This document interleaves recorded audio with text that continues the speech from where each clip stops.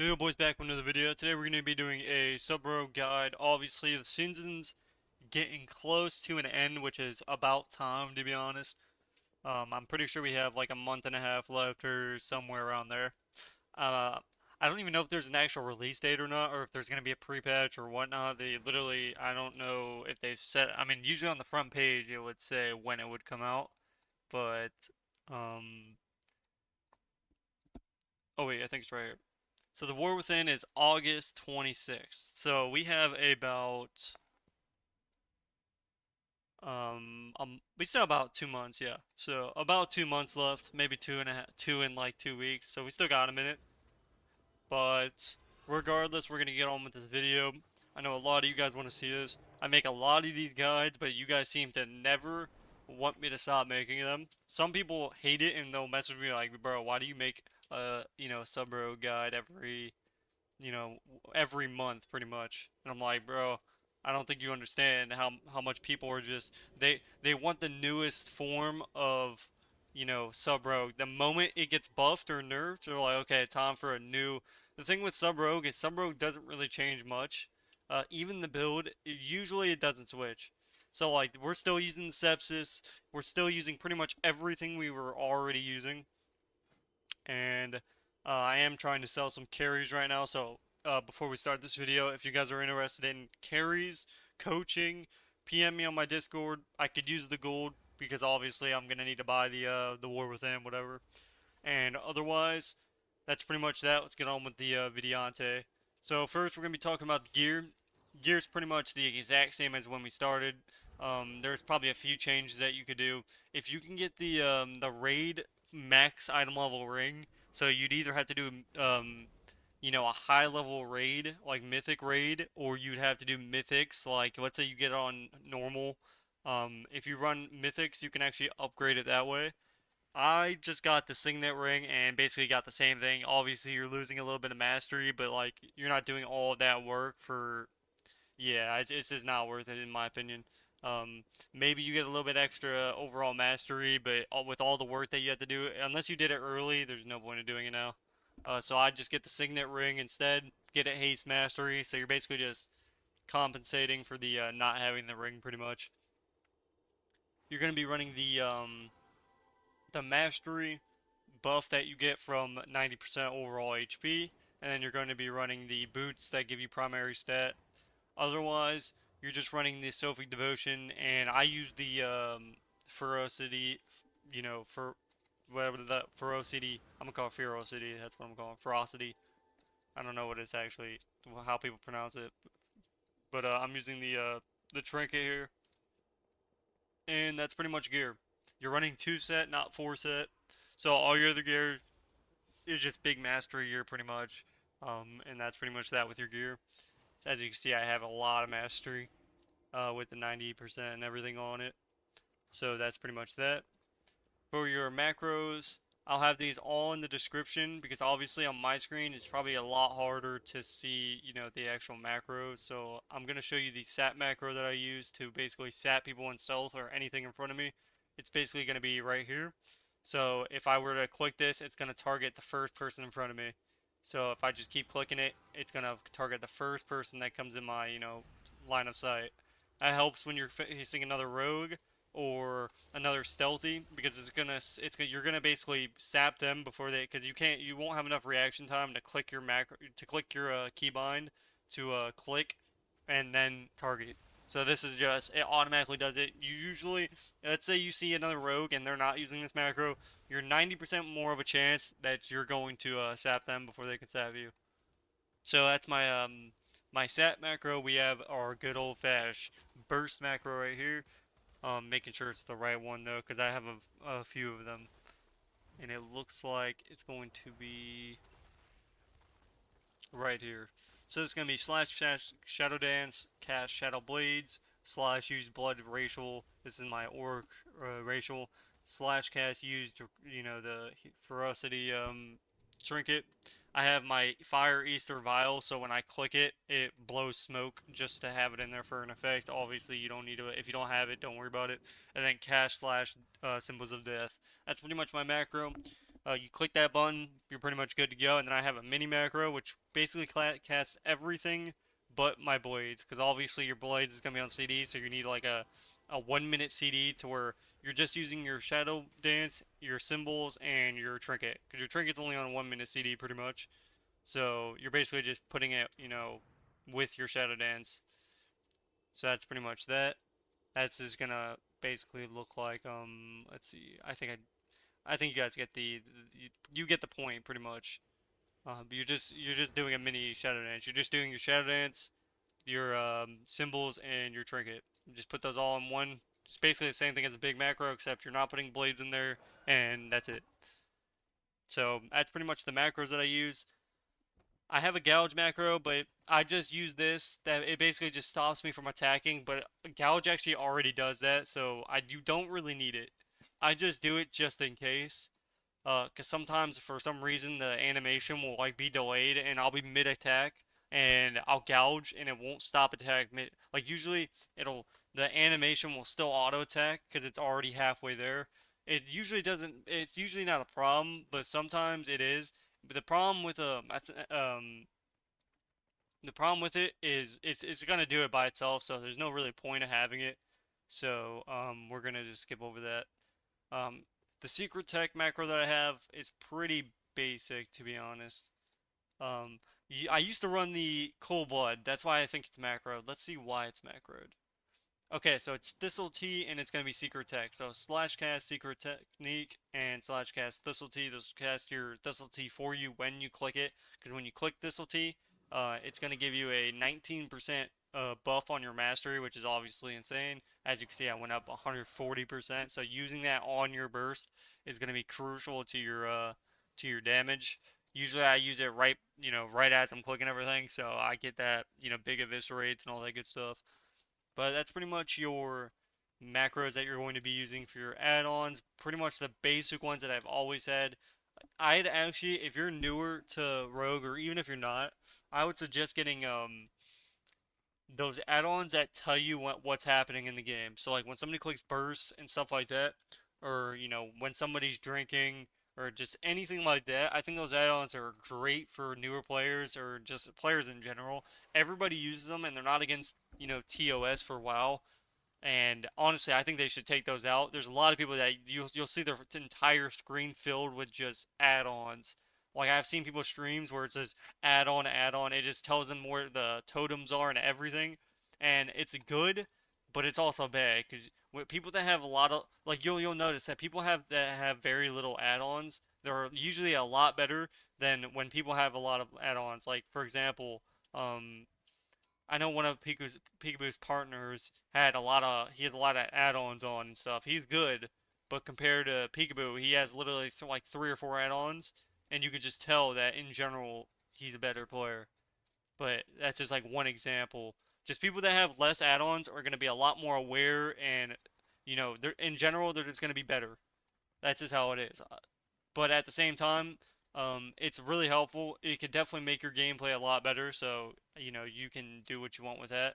But I use Trophy GCD, basically just shows what I'm using. I'm also using S Arena, and I'm using Omni. My Omni is actually overlapping a little bit. I kind of need to move that, but I usually don't even realize that it's up. So Omnibar basically will show you if they have kicks. So instead of looking at their nameplates, you'll just be able to look down here. So it's kind of in your view instead of having to like go across the map. Let's say somebody's way far away and you're just trying to cast or you're just trying to like figure out what's going on. I usually have stuff here. I don't really need it. I kind of am, it's kind of just there. It's really good when I'm casting. Like if I'm playing a caster, that's when I need it. Because then I don't have time to look at their nameplates and all that. Well, as a melee, you're up in their face all the time. So you kind of just, Omnibar is not really that much needed for me. Nameplate cooldowns, obviously, we all know what that does. Details, I'd say is a must. I have elite player frames, which basically just shows the dragon icon over your name. It's pretty cool. It's not really anything, special. Big debuffs, just all the basic stuff. It's not really anything different. It's kind of just the same. Ability team tracker tracks the CDs of your team. I just have it on for the extra. And that's pretty much your add-ons. And that's pretty much that. Now I'm trying to make sure I don't miss anything, but I'm also trying to make this video a faster type of video instead of going, for a 30-minute video. I have so many videos out there and they're always the same that I can kind of just go over stuff. And if you want like a longer version of this video, just go to the very last like sub rogue video that I had right before this one, and I guarantee it's gonna be 90% like the same thing. Like there's nothing changing. It's the same stuff that has always been. But now we're gonna get on to the actual rotation. So when you're in stealth, usually you're gonna be bursting in the opener. So what that's gonna look like is you're going to cheap shot into your burst macro. So at that point you can sepsis, and then at that point you can use your secret tech macro. After that, you're pretty much just good to a shadow strike and to an eviscerate. It's pretty much just a basic normal thing. I'll show you right now. So cheap shot, burst, sepsis, secret tech, shadow strike, restun, eviscerate, restun, eviscerate. And then after that, you're just spamming shadow strikes and eviscerates, and that's pretty much it. Again, very basic. The one problem with sub rogue that I see is obviously if you get stopped during your burst. Your burst is your only viable source of damage. Your mini goes aren't going to do anything. I'm not going to lie to you. Your mini goes, the only time you're ever able to do anything in the match is during every CD possible. The problem with it is it's going to align with other people's CDs. So you need to be playing with somebody that can pump a lot of damage. Usually Destro Warlocks. RMP's not terrible, but it's definitely not good. Um, Obviously Assassination, Afu Lock, that'd be great. Sub Destro, not really much things going with sub. I'm not gonna lie. I don't really know anything else. I think assassination just takes the lead on that one. But that's pretty much your go right there. Just cheap shot, burst, secret tech, shadow strike, restun, eviscerate, restun, eviscerate. And after that, spamming shadow strikes and eviscerate. Now let's say you're opening first. So let's say you open and you got your kidney ready. So at this point, it's gonna be a little bit different. I'm gonna vanish here so I can just reset some cooldowns. So let's say you're opening first, and instead of just cheap shotting or something like that, you want to go with the kidney. So let's say this is a second go, and you have every CD and you have your combo points ready. At this point, obviously you can CC the healer, whether that's with the blind, that's with a gouge, it's with a kidney, it's whatever you want to do. But this is going to be basically the kidney shot explanation. I'm gonna try to hit one target here. So you're gonna kidney shot, use your burst, sepsis, secret tech. At this point in time, if you get combo points, great. You're able to just shadow strike and eviscerate. Make sure you go for the restun when the kidney's about to end. I'll show you right now. So kidney shot, burst, sepsis, secret tech macro, shadow strike, eviscerate, shadow strike, restun as the stun ends, eviscerate, cheap shot, eviscerate. Make sure you prioritize the stuns 100% over damage every single time. Now, if that guy is 5 or 10%, go for the damage. You can risk it all. But if you have a teammate with you that you think is doing damage, just restun, go for the win. Because there's been a lot of times where I've been greedy and I've gone for damage and I missed that stun for a second and they've used port or they've used the cooldown and it's literally you just have to go for the restuns. The restuns are a must during your burst. If they get out of that stun even once without trinketing or getting a major CD, it's really bad for you because your only win chance is on your burst. And you need to get cooldowns. So that's pretty much your kidney shot go. Again, very basic stuff. I know it's like, it might seem difficult, but I'm telling you, it's such a, sub rogue is, once you get the rotation down, it's really a easy spec to play. And then obviously off your cooldowns, you're doing the same thing. So off your cooldowns, you're pretty much doing the same thing. I'm going to show you right now how your mini go is going to look. I'm going to use my sepsis here just so I can, because you're not going to have sepsis for your mini goes. Usually it's a minute and 50 or something like that, I think. It might be a minute 30, 40 or something. I don't know what it is exactly. It says 1.5, but what else? So, well, you're not going to have blades up, so I'm just going to reset that. And at this point, what you're going to be doing is, let's say usually your second go, you want to be kidney shotting the healer as a sub rogue in solo shuffle in twos. Unless you have a partner that's CCing them, then you can kidney. I'll show you both variations of what you can do. So let's say you're getting your combo points ready for your second go. I'm going to use my sepsis on this target just to get it out of the way. So we're going to hit somebody else. Make sure we pop it again just in case, because it's going to pop over it again most likely. So at this point, you got your kidney points or your combo points ready. At this point, you're gonna kidney shot the healer. So this is your cheap shot go. So you kidney shot, you're out of combo points pretty much. You're gonna run over to this guy. You're gonna use your shadow dance.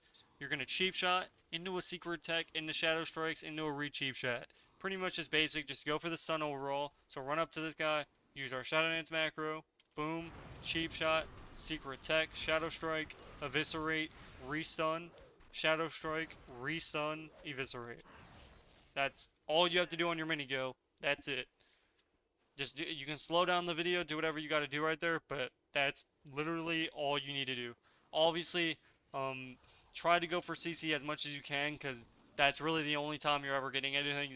Healer needs to be CC'd, and the main target has to be CC'd. But I'm gonna show you the kidney go here. So let's say you have no cooldowns. But usually, if you're gonna cheap shot, you can CC this guy however you want. You can figure out whether you want to use your shadow dance already.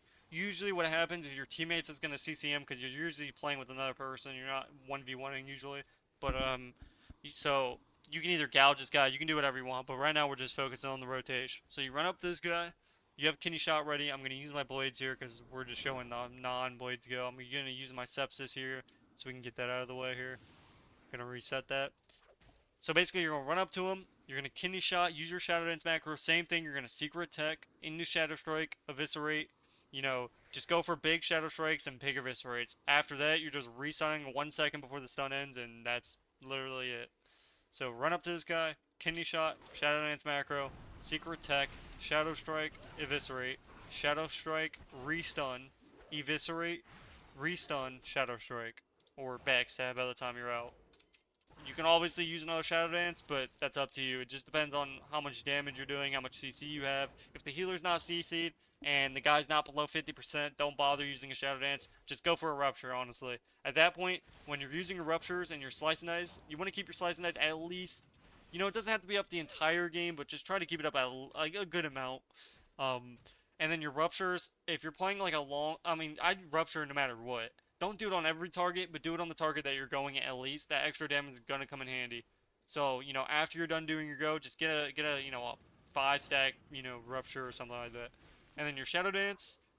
Your Shadow Dance is kind of tricky. Your Shadow Dance you're just using as you stun. So the moment I stun somebody, I'm gonna use my Shadowy Duel, and then you're doing everything else. So the moment you're gonna basically run up to this guy, you're gonna, whether you kidney shot, just do it on your stun. So let's say I stun, I'm gonna then Shadowy Duel, and then use my Shadow Dance, and then do my burst macro. Literally the same thing you just watched, except you're using your Shadowy Duel on your stun. So I stun, Shadowy Duel, then I use all the, big damage. That's it.